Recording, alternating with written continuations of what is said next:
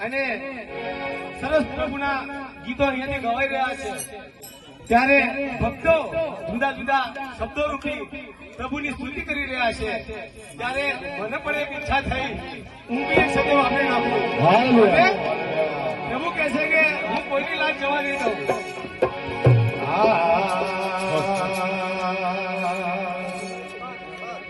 જો જો જો જો ભક્તોની લાજ જાય ના દુનિયામાં પ્રભુ આવો આવો દયાળુ પરમાત્મા